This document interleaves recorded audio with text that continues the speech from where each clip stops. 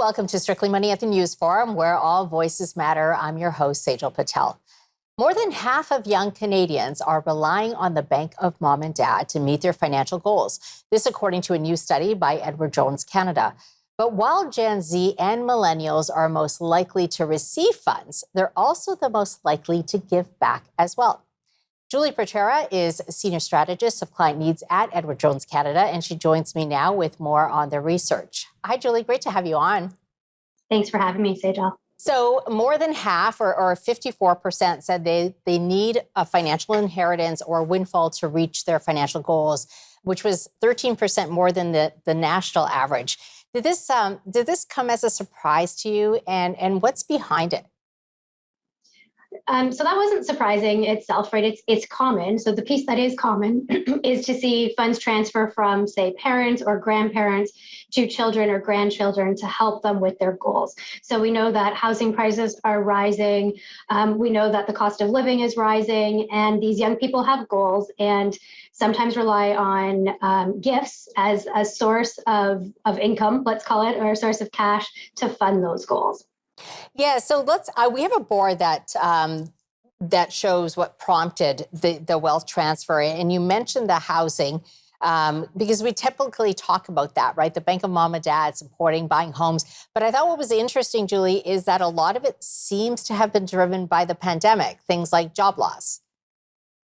Correct. Yeah. So with the pandemic and the economy. So what we traditionally think of as prompting gifts is buying homes. And that category, major purchases, actually was third on the list, with the first on the list, as you mentioned, being personal financial factors.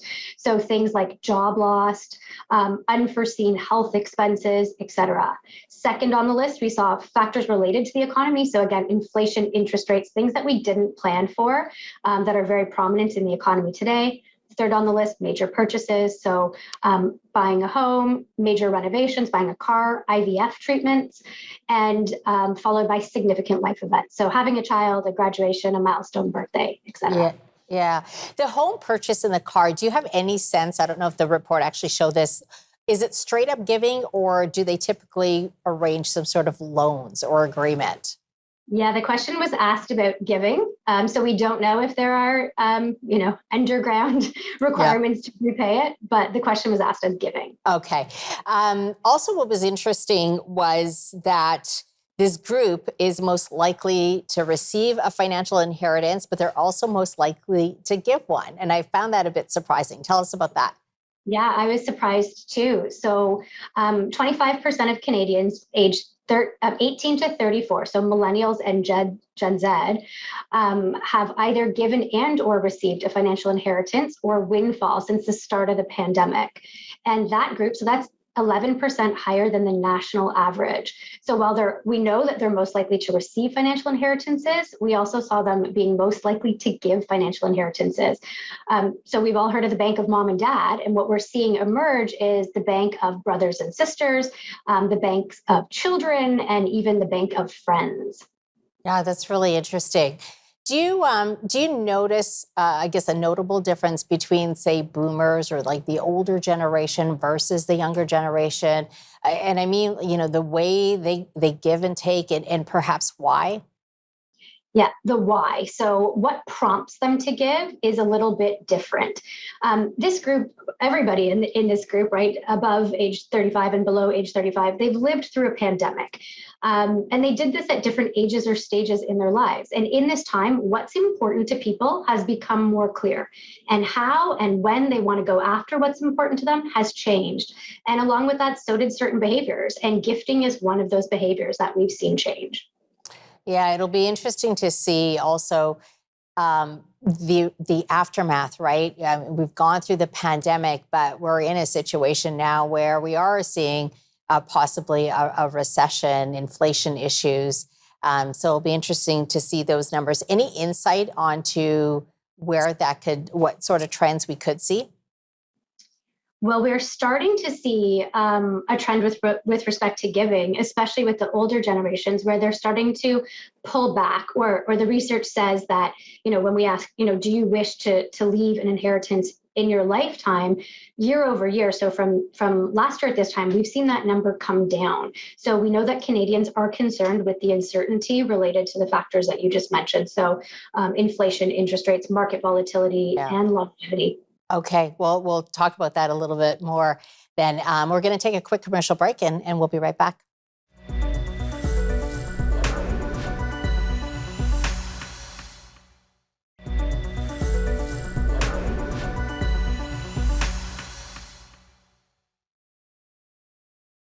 Welcome back. Julie, I want to talk about some of the wealth trends that you and the team at Edward Jones are noticing, right? Because 10, maybe 15 years ago, typically a transfer of wealth happened when someone, say, passed away. And as you've noted, just before the commercial break, the gifting is happening sooner. So what sort of trends are you seeing right now? Yeah, so I'll take you through three big ones. First, so as you mentioned, the shift to giving in life rather than at death. So traditionally, old rules of thumb would have said that assets are transferred, top down at death. We're now seeing people gifting or having the desire to gift in life rather than at death. And the two most likely factors that influence this are people want to ensure that their inheritance is distributed without conflict. So the way that they envision it, they want to be here to oversee it. And there's an immediate financial need. So if their, children or parents are buying a home now or have financial uncertainty that requires them to need additional funds now, why wait until they die to make that gift? Why not help them out right now? Okay. How has, are you seeing some sort of a trend in terms of, just because of the pandemic, the type of gifting that they're giving and the amount that they're giving? We have no data on the amount that they're giving. We're assuming when we talk about gifts that they're large, but we don't have any data on the specific amounts. Okay, I'm assuming that there is some hesitancy because I hear this quite a bit. It's like, we want a gift, and it's important to gift based on our values. The concern that comes up often is, how much should I gift to make sure that I'm okay? Do you see that?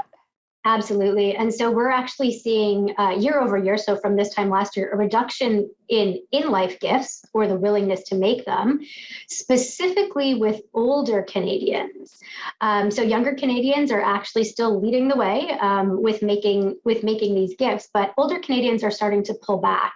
And the number one reason for that, about half of them said that they're concerned that it could risk their finances in the future. So their own finances. If I make this gift now, am I going to be okay? We're also seeing other reasons. So tax reasons are stopping them. They sometimes think that the recipients don't need these gifts right away. And in some cases, they say the recipients don't deserve the gifts. But the biggest showstopper there is the concern for their own finances. And this is a real thing with high inflation, with rising interest rates, with market volatility and longevity. This together is a recipe for uncertainty, and uncertainty equals risks, and Canadians want to mitigate that risk where they can. Yeah. Julie, the reason I do this show is I really try to hammer in the importance of financial planning. And I know you and I are on the same page. It's not just about investing. It's not just about budgeting, but you have to look at the whole picture. And legacy protection is a big piece. And, when you mentioned that people want to gift without conflict, and yet 50 to 60% of people don't have wills, right? What are your thoughts? My thoughts on wills and estate planning is this is very important. This is where you get to sit down and say, here's what I want to happen when I die. And it's also an important way to reflect on if you need to wait until you die to do this, right? So some people may think they need to hang on to these funds and may realize if they go through and do an estate plan that they may not need to hang on to these funds. This is the part of the plan where you determine how much you think you're going to have when you die, and that's where you can realize that what are your goals now and what are your estate planning goals, and then you can help time those for when makes the most sense to you. Yeah. Do you have any advice for those who are looking to do a wealth transfer, young and old? What are the couple of things that they need to think about? I mean, you mentioned some. Yeah, I'd say wealth transfer on both ends is goals based. So some people, it is their goal to gift funds, whether it's to charity, to a family member, to a family member, or to a friend. And for some people, they have a financial goal and they need financial assets to meet that goal. So it's goals based both ways. And so my advice is, do your situation is unique and specific and special, and you need to determine what you want and when you want it. And that's what planning is all about, right? It's planning for the uncertainty. It's finding a way to make it happen, whether you're alive or when you die. Nobody can do this for you because nobody has the exact same situation as you. So sit down and figure out, what it is that your goal is, and then what you need or can give to be able to meet that goal. Yeah, absolutely. And the advice and the engagement in the way the younger generation, what they want is often different from what their parents or their grandparents want. We're going to take another quick commercial break, and we'll be right back to continue this conversation.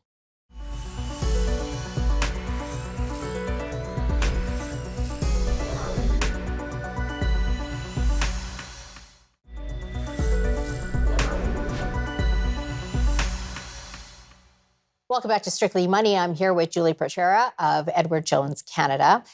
Julie, I wanted to talk about another study that Edward Jones did a little bit earlier this year about how Canadians are feeling about retirement. And this is the longevity and the new journey of retirement study.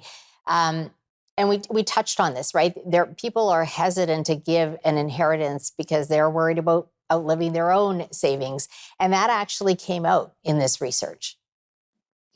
Correct. Yeah. So let's start with the average ideal length of retirement today is 27 years. So that's almost 3 decades. That's a very long time. Yeah. Exactly. And so with a longer retirement, we know that it's going to cost more. So people are concerned about ensuring that they are able to fund their own very long retirement. Yeah. And also, a lot of people I saw in the report, they said they would like to live until they're 100. The reality is, though, Julie, for a lot of us, we will, right? Because of medical advances, and we have to fund that. And this is at a time where defined benefit plans are becoming rare as well. Did you get any insight onto whether people actually understand this?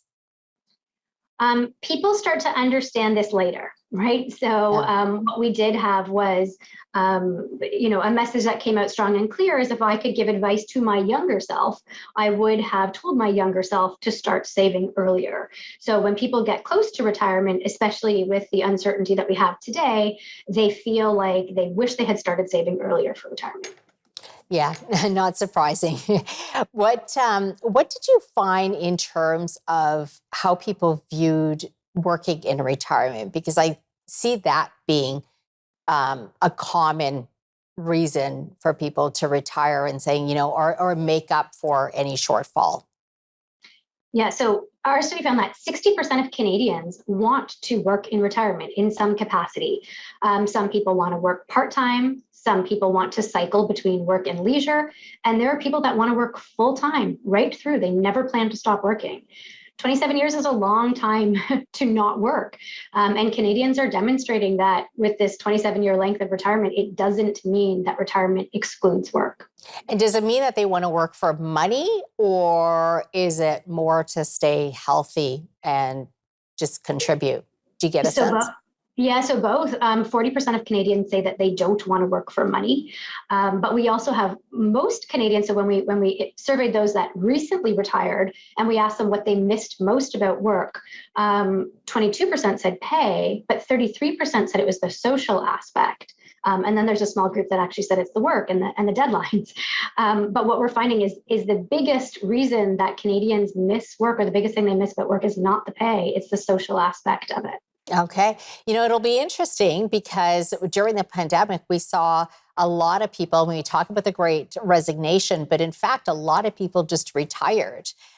Any sense on whether they're having regrets? Yeah, so we have a US statistic on this that says that 68% of those that retired during the pandemic said that they would now consider returning to work. And actually 94% of people that left the workforce for whatever reason say that they would now consider returning to work. So most people that left work during the pandemic said in March 2022 of this year, so about 2 years after, that they actually would consider returning to work. Interesting. What are some of the biggest regrets that you find people have in retirement? You know, the saying is hindsight is 2020. You mentioned one, and one is that they wish that they had started saving earlier. What else? Yeah, Canadians today are redefining what retirement means so that they're not having regrets necessarily in retirement. Instead of viewing it as, the beginning of the end, they're looking at it as a new chapter in life. So the statistic that tells us that they would consider returning to work and that they've identified why, right? So not just financial reasons, tells us that maybe they would want to work a little longer or return to work. So regretting just not working and not doing what they love or what they find purpose in for 27 years. I thought what was interesting, and we just brought up the board, 30% of people going into retirement or ready to go into retirement don't even have a financial plan. Concerning? Yeah, absolutely. I think so, especially with a 27-year time horizon.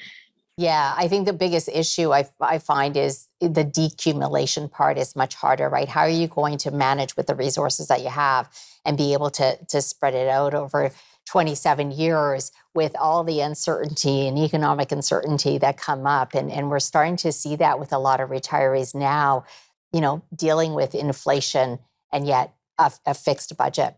Well, we're going to take another quick break, Julie, and we'll be right back.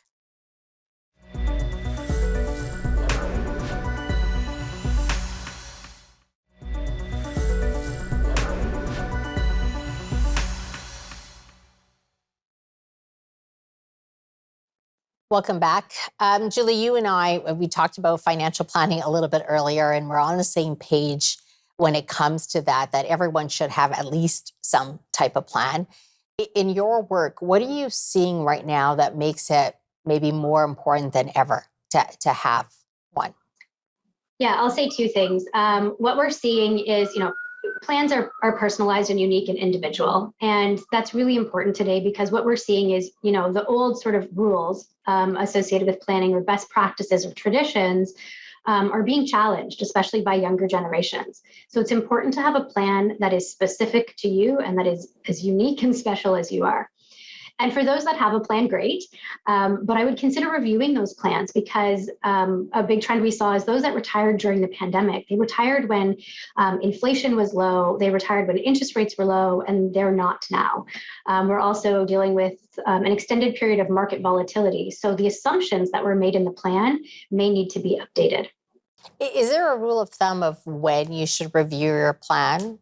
Is it, once a year, or like what are certain specific life changes or certain events where you think you should definitely review your plan?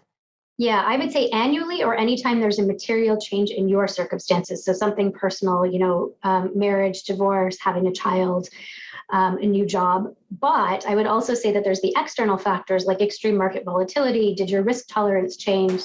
Does this feel like you thought it would feel like when somebody asked you what your risk tolerance was? Longevity is increasing. Is your plan updated to have a time horizon that you think is up to date? Does it take into account the current level of inflation or interest rates? Something you touched on just now is you said that some people are challenging the way financial plans are done. What are some of the differences that you're seeing between, say, the younger generation and the older generation? And the younger generation, there's a lot of emphasis on sort of do-it-yourself investing. Are you seeing that they want a plan, though? I don't have data on if they're wanting plans or not. I would still stand by the fact that they need them. We notice that they're leading the charge in gifting, right? So they are gifting assets. And I would suggest that it would be important to have a full plan to determine if you make a gift today, how is that going to impact you and your financial security down the future, down the line into the future. So I would put that as part of a full plan that includes, estate planning that has taken all of your goals, and your goal can be to gift, that has taken all of your goals into account. So I would suggest that the two go hand in hand. Yeah, it's really important that a plan is very unique to you, right? And yet there's a big risk when you're taking financial advice from your neighbor or friend, although a lot of people do it. Absolutely. Yeah. One of the big wealth trends that you're seeing, like you said, money flowing sideways and not just up and down. In that case, what are some of the things that they need to consider when they're looking at their planning? I'd say two things. So because we're seeing this younger generation plan non-traditionally, make sure that you don't do something non-traditional in one sense and then something traditional in another sense. So an example would be, we're seeing younger generations, they'll actually name their friends guardians of their children. But if you're going to do that, you have to consider, if something were to happen to you, do you want to leave assets to that guardian? So in the form of life insurance potentially, or name them beneficiaries, to make sure that the cost of education or anything that you would want to fund for your children is covered. So making sure that we're matching up what your intentions are, and that would all come out as part of planning. Okay. And did you have a second one? That was no. Oh, okay. Yes. What about older generation as well? Those who are in retirement? Yeah, those in retirement. So we're seeing them redefine what retirement means, right? It's an entirely new chapter in life. It will probably include some type of work, or they want it to. They're going to live quite a long time in retirement. So what we're seeing is them challenge what retirement means. It doesn't just mean rest and relaxation. It can be very robust, and they can be very active and continue to work. Yeah, the 2.0, as they say, right? And you got a long time. We're living longer. We're a lot more healthier as well. So you can definitely define it. Julie, really appreciate you coming on today. Thanks so much. Thank you. Julie Petrera of Edward Jones, Canada. Well, that does it for this episode of Strictly Money. If you have some comments or questions about this show or previous show, please drop us an email. We'd love to hear from you. Thanks for watching. Until next time, stay well, stay wise, and stay wealthy.